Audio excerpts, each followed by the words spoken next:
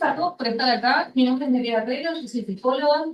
Trabajo en el laboratorio de sueño y memoria que está en el IPA. Mi directora es la doctora Cecilia Portato. Y hoy les voy a contar un poco sobre lo que es mi proyecto de tesis, que por ahora se llama Estudio de estados alterados de conciencia durante el sueño. Bien, entonces, para empezar un poco con la presentación, vamos a hablar un poco de sobre qué es un estado alterado de conciencia. Principalmente podemos definir a un estado alterado de conciencia como una experiencia que se desvía notablemente de la experiencia subjetiva, de comillas, normal o habitual de una persona en un momento dado.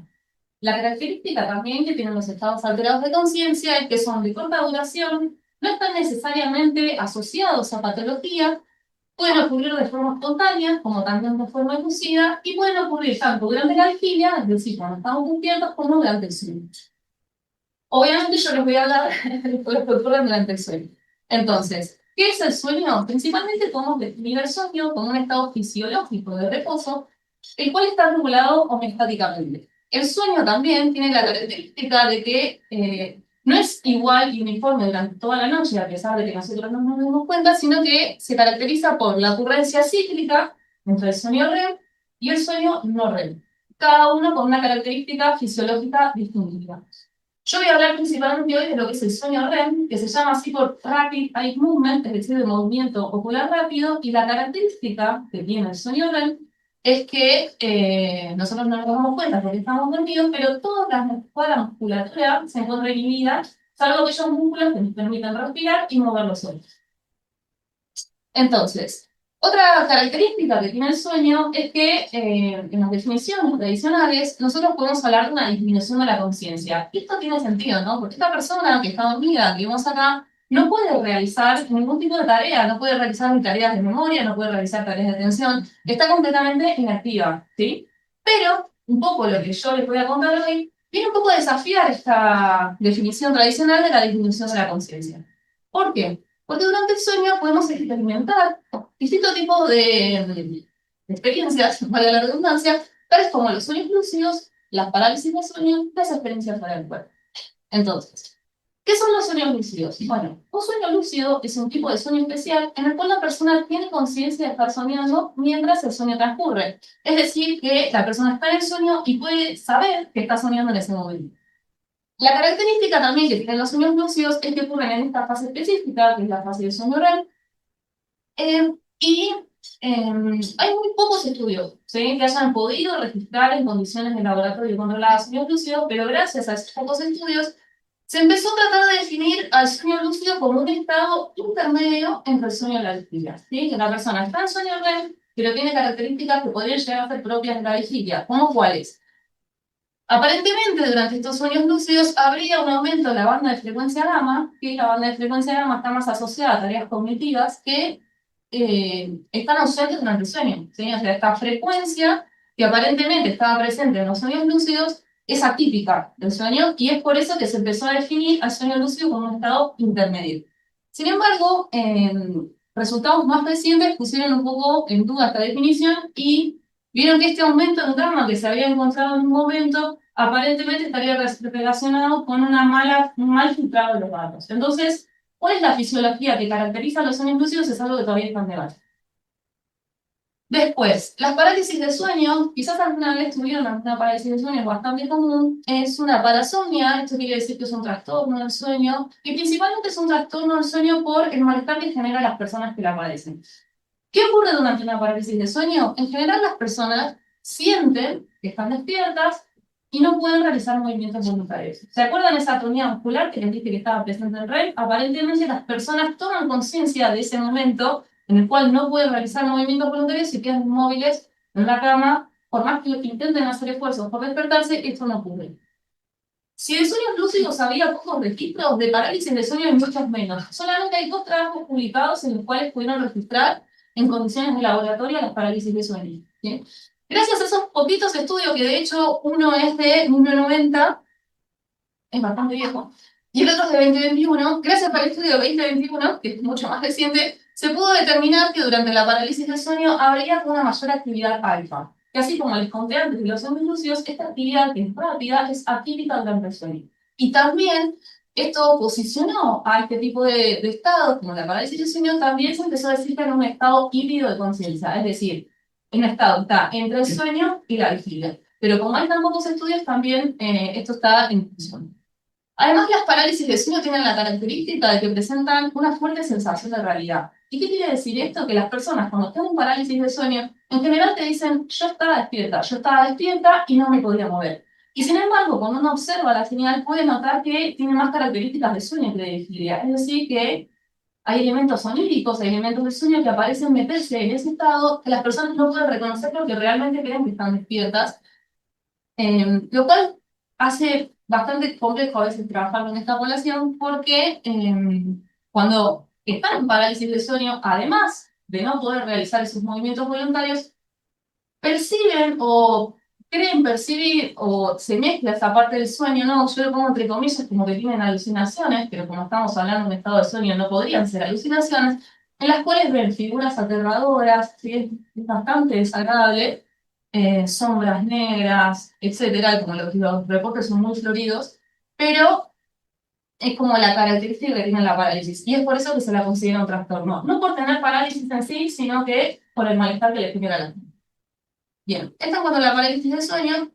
Y por último, les voy a hablar sobre las experiencias fuera del cuerpo. ¿Qué es una experiencia fuera del cuerpo? Representa un estado en el cual la persona tiene la sensación de estar por fuera del cuerpo físico y percibir el mundo desde esta perspectiva externa. ¿Sí? No son exclusivas del sueño, yo les hablé de las parálisis de sueño, de los sueños lúcidos, pero este tipo de experiencias pueden ocurrir, por ejemplo, en estados como la epilepsia, bajo estados de meditación profundo, como resultado, por ejemplo, de sustancias psicodélicas, ¿sí? No son exclusivas del sueño, a diferencia de lo que les conté anteriormente. Y la característica que tienen es que las experiencias fuera del cuerpo que ocurren durante el sueño no fueron caracterizadas propiamente.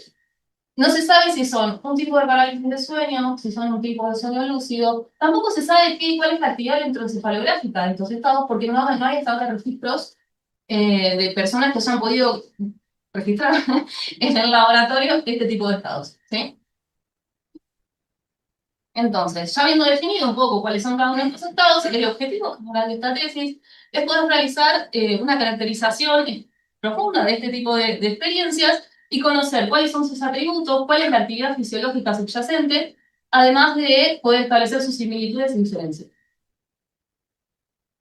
Como objetivos específicos, el primer específico tiene que ver con, bueno, justamente estudiar las diferencias y similitudes de estos estados y qué impacto tienen en la experiencia de las personas que lo tienen con frecuencia.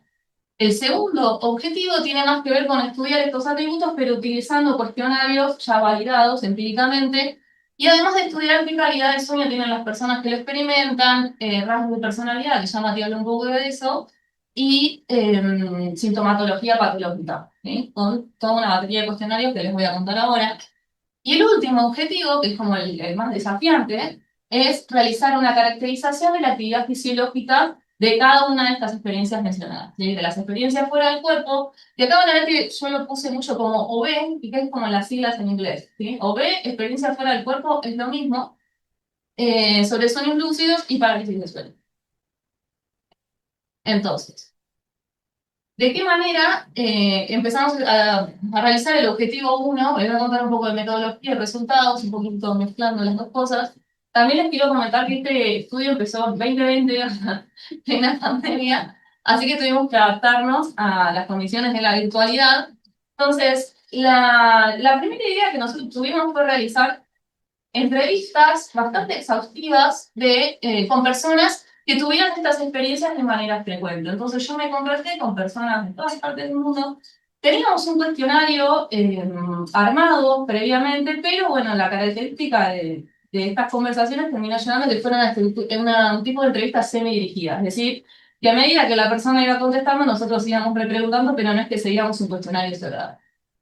Llevaron mucho tiempo hacer estas entrevistas, tenemos aproximadamente 50, más o menos. Todavía no las grabé todas, pero a partir de estas entrevistas hubo personas que participaron también en otro estudio que no está directamente plasmado en mi tesis, pero que sí publicamos trabajos de los cuales yo soy coautora, en los cuales analizamos los diarios de sueños de estas personas, ¿sí? Utilizando distintas metodologías, como grafos, entre otras, para poder realizar una caracterización de los reportes de esas personas, de los diarios de sueño, ¿sí? De cada una de las experiencias.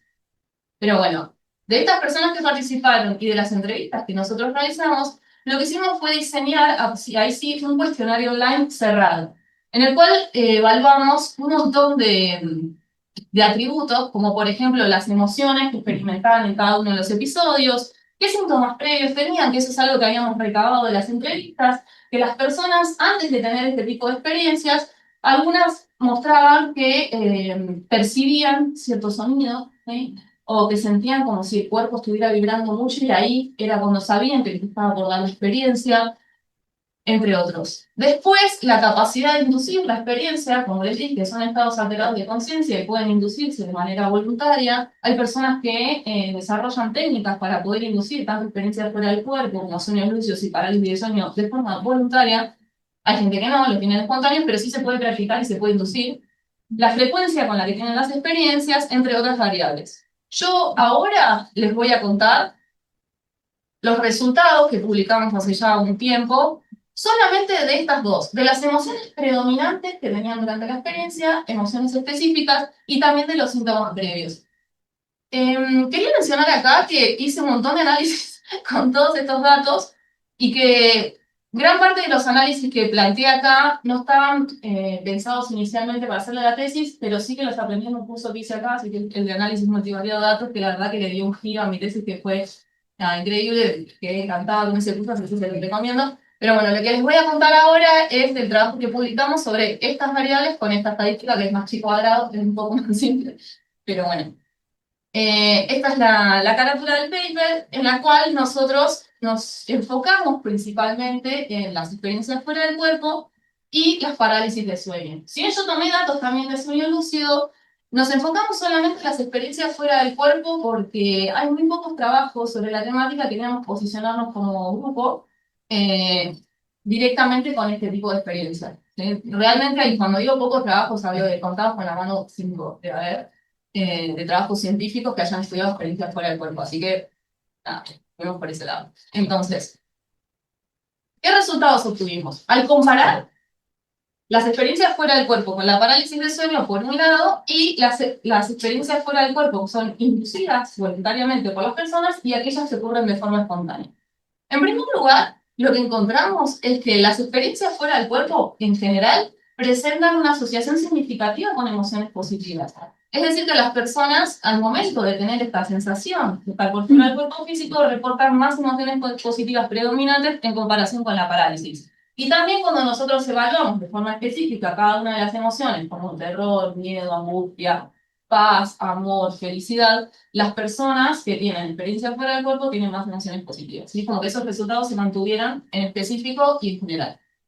Después, en cuanto a la separación, digamos, entre aquellos que inducen y aquellos que lo tienen de forma espontánea, nuevamente encontramos que las personas que tienen además la capacidad de inducir reportan aún más emociones positivas.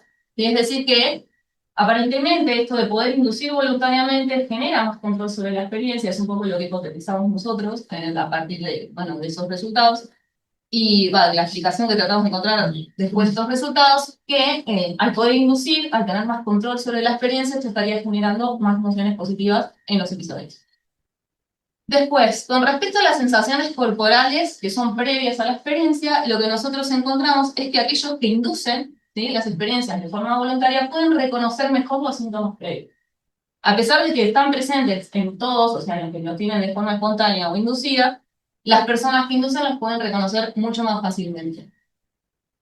Y que nosotros también en este trabajo lo que planteamos es que al haber síntomas previos, estos podrían estar siendo un aura. No sé si saben lo que es un aura, pero es un término que se utiliza mucho en medicina, más que nada para epilepsia o para migrañas, que son síntomas previos antes de la ocurrencia de un determinado fenómeno. ¿Sí? Entonces, en este caso, nosotros planteamos en este trabajo que estas sensaciones previas podrían estar siendo también un aura de la experiencia fuera del cuerpo o incluso también de la parálisis de sueño. Bien, hasta acá la objetividad. Con respecto a la metodología del objetivo 2, esta parte es la que me llevó un poco más de tiempo porque Para poder tomar todas estas escalas que a nosotros nos interesaban, teníamos que hacer un diseño de una página web. Como yo les dije, yo soy psicóloga, justo esta parte no dependía de mí, llevó más tiempo de que esperaba. Actualmente estamos con la toma de datos, pero básicamente el sitio web tiene la característica de que lo dividimos en 3 días, porque es muy, como, demanda como mucho tiempo para las personas que participan. Entonces la idea es que el día 1 la persona se anota en el estudio, hace una descripción de alguna experiencia específica que hayan tenido y contestan un montón de cuestionarios validados que evalúan, en primer lugar, atributos asociados a los estados alterados de conciencia. Esto también tiene la particularidad de que estas escalas fueron validadas y utilizadas en estudios que se analizaban estados alterados de conciencia, pero de, por ejemplo, estados alterados de conciencia como producto de consumo de psicodélicos, pero no fueron adaptadas a sueños. ¿Sí? Esa es la característica que tienen. Yo las tomé igualmente para adaptarlas a este estudio. Entonces, la persona describe la experiencia y contesta esos cuestionarios en base a las experiencias que tuvo. Después, el segundo día, se hacen las preguntas sobre calidad de sueño, personalidad, también empatía. Y por último, el día 3 completan toda la sintomatología patológica. Son cuestionarios validados. No es que yo escribí las preguntas. Sí, son cuestionarios que se suelen usar habitualmente en la investigación en psicología. Pero bueno, esto todavía está en curso, así que no tengo resultados para mostrarles. Después, con respecto al objetivo 3, que es la de la caracterización fisiológica de estas experiencias, lo que nosotros hicimos fue hacer un estudio de polisomnografía. Entonces yo poniendo electrodos y para que se entienda un poco cuál es la característica de este estudio, supongamos que viene una persona y me dice, Nerea, yo soy un gran soñante lúcido, tengo sueños lúcidos todas las semanas. Buenísimo, me invito a dormir al laboratorio. Entonces yo le pongo electrodos, buenísimo, listo, todo bien, y empiezo a ver la señal. Esto que ven acá, creo que no se debe ver mucho, pero esta señal de arriba, estas dos, ¿sí? Son señales de electrodo central, ¿sí? Que van colocados acá. Esto que ven acá, que se mueve, que sube y baja, es el movimiento de los ojos. Y esto que ven acá es la actividad muscular. Es decir, que yo, mirando esta página, que son 30 segundos, puedo decir, bueno, listo, la persona está en sueño REM. ¿Sí? Yo, para poder saber en qué fase de sueño está, tengo que tener estas 3 mediciones. Cerebro, ojos y actividad muscular.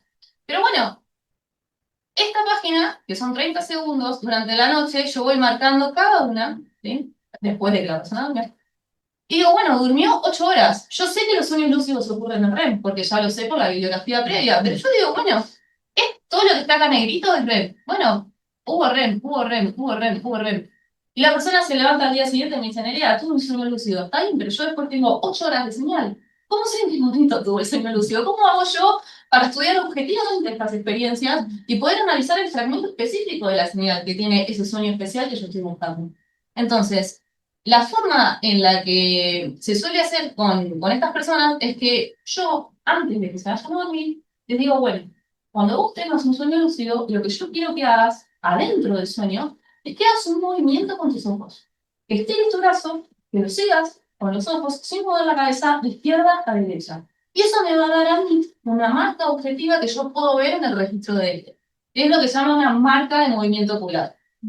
Esto que ven acá, no sé si se llega a ver. Esta es la actividad del sueño REM, de los ojos, cuando la persona está en sueño REM, sin lucidez. Es decir, un sueño REM típico. En cambio acá se ve, esta es una marca de uno de mis registros, en lo que se ve el movimiento ocular que son 3. No sé si ven que sube y baja 1, sube y baja 2, sube y baja 3. Yo estoy viendo la señal en tiempo real, veo esa marca, veo sus ojos que se mueven 3 veces, pues, sí, soy yo lúcido. Y así como nosotros podemos determinar el inicio y el final de la experiencia. El tema del final es un poco más complejo.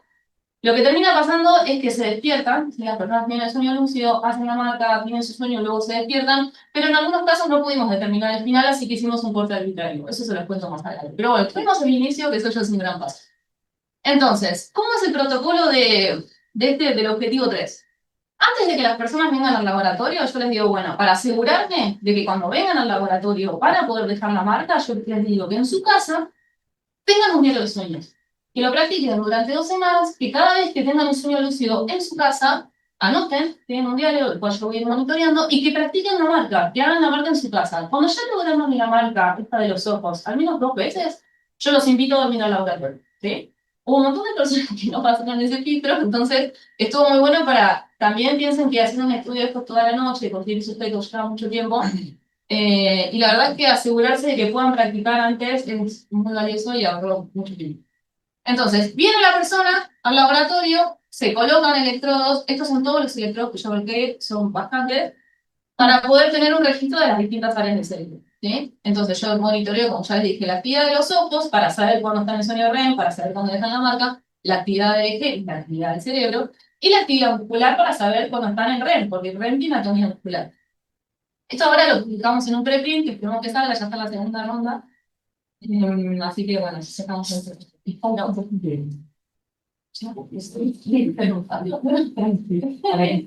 lo paso rápido entonces. Entonces, el diseño que hicimos fue un diseño intrasujeto en el cual comparamos la experiencia esta consciente contra el sueño REM de esa misma persona en otro momento de la noche distinto del sueño lúcido, un periodo de vigilia y un periodo de fase uno. Esto también es bastante innovador con respecto a lo que ya se venía haciendo, porque la fase uno de sueño es un estado, cuando nosotros vieron cuando se acuestan, si están por quedar dormidos, esa es la fase uno, es la fase de transición de estar dormido a estar despierto. Entonces nosotros dijimos, bueno, si tenemos que encontrar un estado de conciencia y saber si es un estado híbrido o no, vamos a compararlo con esta fase, ¿sí? Y después, bueno, los estudios estándar que comparan contra la fase de sueño REM.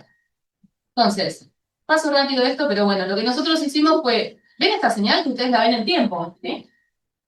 Lo que hicimos fue calcular la densidad espectral de potencia, en la cual nosotros, de alguna manera, podemos transformar esta señal y obtener la energía que tiene, entre muchas comillas, en cada una de las bandas que la componen. Es decir, que yo ya no veo más la señal en tiempo, sino que la veo en función de cada una de las bandas de frecuencia y su potencia.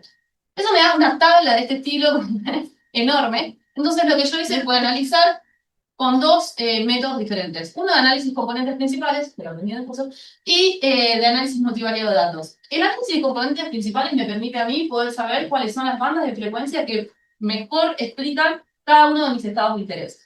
Y el análisis multivariado, este de Termanova, me permite saber si hay diferencias significativas o no, que el otro análisis no me permite, es decir, que se complementan. Fue rápido, pudimos registrar 3 sueños lúcidos, replicando los resultados anteriores, no se ve nada la figura, en mi idea la figura era mucho mejor, pero bueno. Lo que vimos es que los sueños lúcidos mostraron un perfil espectral muy similar a REM. También acá lo que vimos es que no había diferencias significativas con el sueño REM, cosa que ya se había dicho anteriormente en este trabajo más reciente. Con respecto a la parálisis de sueño, lo que encontramos fue mucho más interesante. Esta es la parálisis de sueño, y como pueden ver, se separa bastante de lo que es el sueño REM típico. Y también vimos que está caracterizada por la presencia de bandas de frecuencia rápidas, también replicando resultados anteriores. Acá también, bueno, este resultado muestra que también replicamos resultados anteriores, en los cuales hay una diferencia significativa en la reducción de la banda teta y un aumento de la banda de frecuencia low gamma, que es una banda rápida durante el sueño. No sé, y por último, que era como la experiencia que no se había capturado nunca y que nadie sabía qué tipo de frecuencia que tienen, son las experiencias fuera del cuerpo. Nosotros fuimos a registrar dos en el laboratorio, hacemos el protocolo de la marca y demás. Y lo que pudimos determinar, muy distinto de lo que esperábamos, es que este tipo de experiencias tienen una mayor presencia de la banda de frecuencia delta. ¿Qué característica tiene delta? Es una banda de frecuencia muy lenta, muy característica del sueño profundo. Nosotros esperábamos encontrar otra cosa, pero bueno, esto fue lo que encontramos y siendo el primer registro no tenemos contra qué comparar. Entonces, esto lo paso rápido, no tan rápido. El aumento de delta, lo que nosotros empezamos a buscar en la bibliografía, es que aparentemente puede estar relacionado con un desacoplamiento de los inputs sensoriales, y lo cual termina generando como una sensación de experiencia más inmersiva. Es como la explicación que tratamos de encontrar con respecto a delta, pero bueno, esto piensen que son dos datos y son los primeros, entonces todavía estamos en el camino de poder realizar una caracterización de este tipo de experiencias. Y así como conclusión preliminar, que ya terminó, es que los análisis convencionales que nosotros les mencioné anteriormente no son los que nos llevan a pensar que este tipo de estados podrían ser un estado híbrido de conciencia. En cambio, lo que nosotros vimos es que en realidad no, o sea, no comparten mucho con la vigilia, sino que más bien están más del lado del sueño, pero con ciertas particularidades. Y, bueno, lo que les acabo de decir, ¿no? Que también pueden tener características similares a la fase uno del sueño, que es esta fase que es intermedia, pero es en algunos casos, así que esta definición de estado híbrido se empezó a poner un poco en duda. Bien. Con respecto a las nuevas preguntas, ya termino, porque esto también lo veían, surgieron en el medio nuevos estados, los cuales nosotros no habíamos planteado nuevamente, que son los falsos despertares. Pudimos registrar falsos despertares en el laboratorio, que de hecho solamente había un grupo que había podido registrar este tipo de experiencias. Los falsos despertares son cuando una persona estaba durmiendo, se despierta, arranca una rutina, apaga la alarma, se lava los dientes, se despierta en su habitación, y después se da cuenta que está en un sueño. Es decir, que la sensación de realidad de las que les hablé antes es mucho más notoria en este tipo de experiencias. Y también encontramos perfiles espectrales, o sea, de la señal bastante interesantes, pero bueno, por una cuestión de tiempo no se los mostré, pero bueno, surgieron más preguntas. Después, con respecto a las dificultades, trabajar de noche es bastante difícil, me llevó muchos años juntar esos datos, aproximadamente 3 años para esos datos que les mostré. Pero bueno, tuvimos suerte, la realidad es que pudimos registrar las experiencias fuera del cuerpo, que era lo que estábamos buscando. Los cursos de doctorado, que bueno, eso ya medio que no aplica, yo ya hice casi todos los cursos, creo que al final me terminaron sirviendo todos los que hice de alguna manera. Y bueno, obviamente encontrar sujetos que tengan estas experiencias, que vienen al laboratorio, que están en la marca y todo eso. Y bueno, si quieren, bueno, les cuento rápido esto con respecto a las aplicaciones que pueden tener estos trabajos. Principalmente se plantearon a los sueños lúcidos como tratamiento de pesadillas recurrentes, mejoras de habilidades motoras. Estos son papers que empezaron a explorar un poco estas aplicaciones. También yo les traigo esto como aplicaciones comerciales. Esta es una empresa, una startup que está en búsqueda de diseñar un primer prototipo de solución de sueños lúcidos, con una inversión bastante importante. Así que también hay aplicaciones comerciales, si se quiere, de esto. Y lo mismo para las experiencias fuera del cuerpo. Se pueden utilizar como una herramienta para la parálisis de sueño recurrente. ¿Se acuerdan del estado de parálisis? Cuando la gente no se puede mover, se inducen voluntariamente una experiencia fuera del cuerpo que tiene más emociones positivas, podría ser mejor. También se plantearon muchos trabajos, estos son algunos de los más importantes, para el tratamiento de dolor crónico. Es decir, que generar esta sensación de estar por fuera del cuerpo también puede ser utilizada para eso. Y también, bueno, la parte comercial, hay algunas patentes de personas que están tratando de, como de generar, digamos, esta experiencia fuera del cuerpo con realidad virtual. Y esto que les traigo acá es también otra startup en la cual quieren combinar técnicas de meditación, tecnología, combinan experiencias fuera del cuerpo, están un poco en eso, que también tuvo unas inversiones bastante interesantes. Así que sí, hay como caminos para seguir con este tipo de investigaciones. Y bueno, esta es la cuestión burocrática final de la parte de mi estado de avance, que quizás te tendría que haber dicho al principio, pero bueno, ya estoy con casi todos los créditos, ya publiqué mandé la publicación del tema de tesis, y bueno, me quedan muy poquitos créditos y ya casi estaría, lo del idioma que todavía está en tratamiento, no sé si va a estar o no, y eso es todo.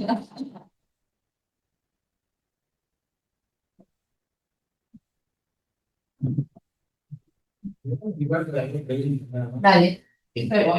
Porque por lo Sí, que como si no... y solo decir, con respecto a lo que comentó Nerea de los cursos de posgrado, con Nerea tuvimos un intercambio interesante en donde ella, en el cual ella propuso a ver hasta qué punto podíamos en el doctorado organizar cursos de posgrado.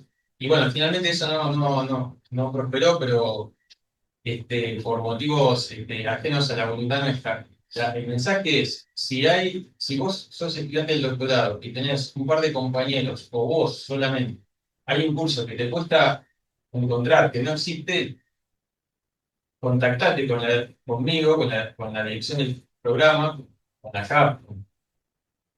¿Para qué? Para que por ahí podemos articular ese curso que no encontrás. Porque por ahí hay más gente que no está buscando ese curso y lo hacemos. No hay problema. O sea, eso ya lo hemos hecho varias veces, ¿no? Está ese mensaje, por ahí lo escribo con los que están acá y con los que están escuchando. Y bueno, un poco la que para eso fue Nerea, con un curso que al final no es difícil, porque No, es aquí no. difícil de conocerlo, compensar, pero que no nos diga. Sí, lo que hice fue ver de Coursera, vieron esas plataformas. Más que nada, a mí lo que más me interesaba era aprender a hacer el análisis de la señal. Empecé con Python, como eso de la densidad espectral de potencias, tiene su complejidad, y bueno, no son cursos fáciles de encontrar. También hice un curso que congreso en NASAN, que es el Congreso de la Sociedad Argentina de Neurociencia, pero como que estoy compensando un poquito por todos lados, y bueno, funcionaba, ya hice bastante. Bueno, un par de preguntas, a ver. Bien. Yo tengo una. Vale, cortita. Dado que es re difícil de encontrar lo que está, o sea, y de conseguir los sujetos es re difícil, hacer todo lo que hacemos con los sujetos es difícil, y encima lograr que logren eso ahí, es más difícil todavía.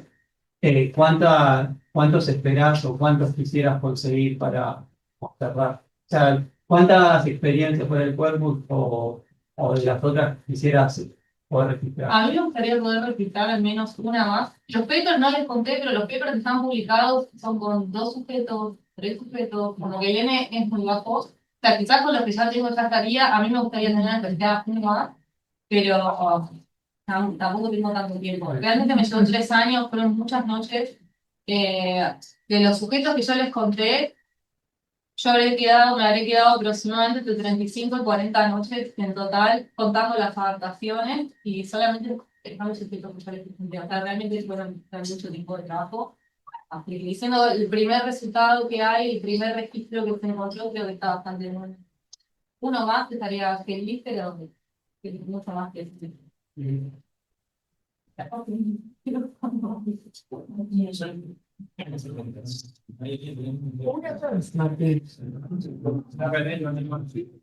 Recién comentaste las posibles aplicaciones a las terapias, startups que están atrás de vos sos psicóloga y la terapia que se enfoca en el nivel clínico tiene que pasar un montón de validaciones. ¿Sí?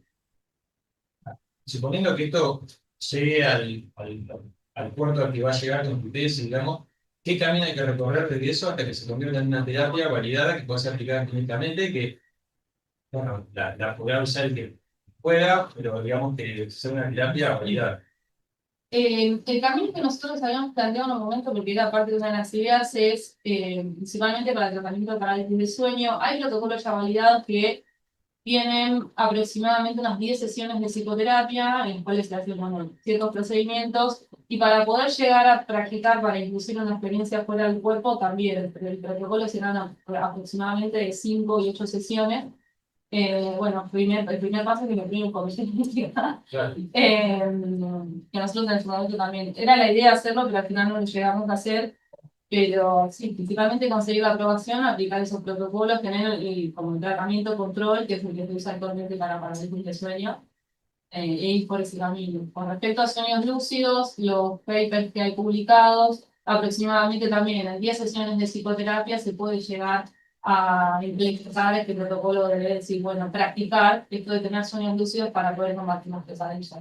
Pero es un poco que tenemos de ética de la prueba, porque por ejemplo, un medicamento tiene que pasar por finalmente el ANMAT, creo que es el que me pegó. Pero con psicoterapia eso también es un poco más laxo. Sí. Bueno,